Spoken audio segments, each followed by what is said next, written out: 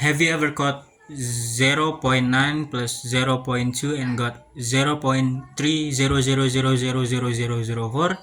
That is a side effect of how IEE 745 rounds of number to fit them into those 23 bits of precision. Part 5. Conclusion and summary. To recap our journey into computer arithmetic, the ALU is the mathematical engine of the CPU. It uses two complements to handle negative integers cleverly, reusing addition circuits for subtraction. We have to watch out for overflow, where calculation exceeds the container size, and finally for the complex real world. We use floating point IEEE 744, which trades perfect accuracy 700 700 754, which starts perfect accuracy for the ability to represent of a magic range of value using exponent. Understanding this basic help you write better code, especially when precision matters in the finance or scientific computing. Thank you for watching. If you want to master the CPU, make sure to check out our next video. Don't forget to like and subscribe. Bye. Assalamualaikum warahmatullahi wabarakatuh. Perkenalkan, nama saya DENIS AKBAR KEANDRE dengan nomor NPM 25313042. So first, I want to tell you about this video material. The material of this video is the computer arithmetics and the ALU. First, a computer has to add numbers, compares value, and process logic. Where does this magic happen? It happens in the ALU or the arithmetic logic unit. In this video, we are going to deep dive into computer arithmetic. We aren't just talking about 1 plus 1 equals 2. We are going to explore how we represent number using only electricals, OS and 0 second and 1 second. How we handle negative numbers, and the genius standard that allow computer to work with 70 decimals.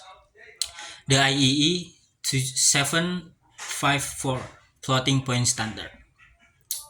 The ALU is often called the brain within the brain. It has two main jobs.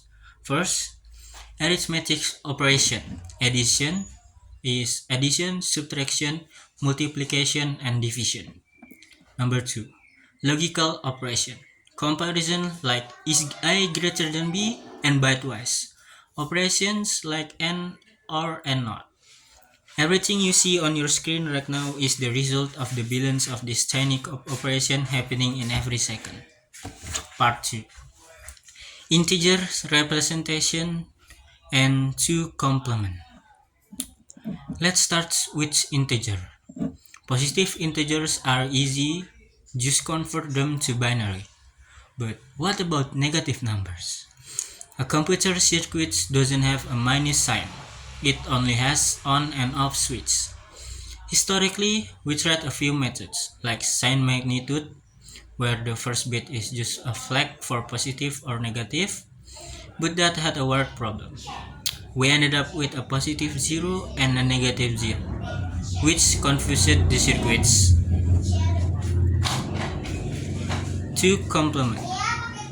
The solution of the word adopted is called two complement. To get a negative number, you check the positive binary version, flip all the bits, turn the 0s to 1s and 1s to 0s, and then add 1 to the result. Why do we do these complex flips and add? Because it makes the hardware incredibly simple.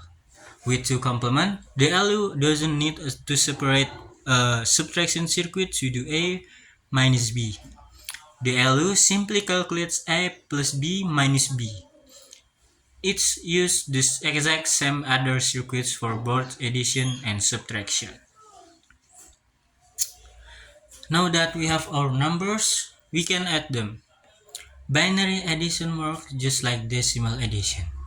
You carry the 1 over, but there is danger lurking there. Overflow. Computers have a fixed number of bytes, usually 32 or 64. If you add two massive positive numbers together, and the result is too big to fit in the 64 bits, the extra bit falls off the end. In 2 complement, this can look bizarre. If you add two H positive numbers,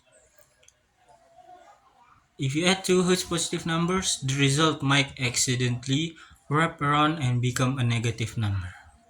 The LU has specific flag register to detect when this happens, signaling the operating system that a calculation has gone wrong.